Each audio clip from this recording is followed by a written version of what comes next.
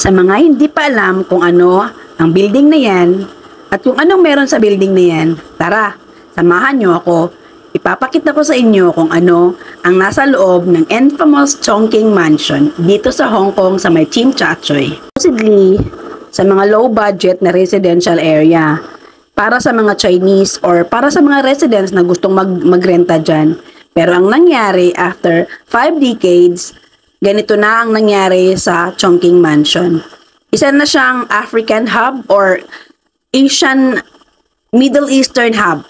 Marami po diyang mga shop ng mga Pakistani, Indian, Sri Lankan, Bangladesh at iba't iba pang mga nationalities. Mostly dyan ay mga money changer. Pero sa taas niyan ay merong mga hostel, guest house, motel. Yan po ang meron dyan sa Chongqing Mansion.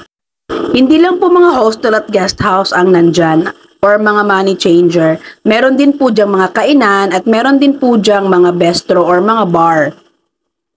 Actually, ang Chongqing Mansion ay ginawa noong November 11, 1961. Supposedly ay nag-house siya ng mga local Chinese na mga residents. Sa ngayon ay may tinatayang 4,000 na residents ang Chongqing Mansion at meron po itong 17-story na building. Yung mga backpacker na mga tourist, mostly dyan sila nag-stay sa mga guest house at saka sa mga hostel dyan. Kung nakikita nyo naman, kung anong mga lahi ang nandyan, di ba? Klarong-klaro naman. At saka sa mga pagkain pa lang, alam mo na kung ano ang meron dyan or sinong mga or anong mga lahi ang meron dyan. Pero hindi naman siya ganun ka nakakatakot. Diyan naman ako dati nagbo-board. Okay naman, wag ka lang makisalamuha sa kanila. Mind your own business at hindi ka naman nila aanuhin.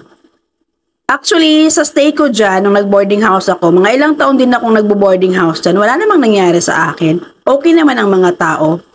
Basta wag ka lang siyempre sa mga illegal na mga transaksyon or sa mga gawain, wag ka lang sumama, wag ka lang makialam.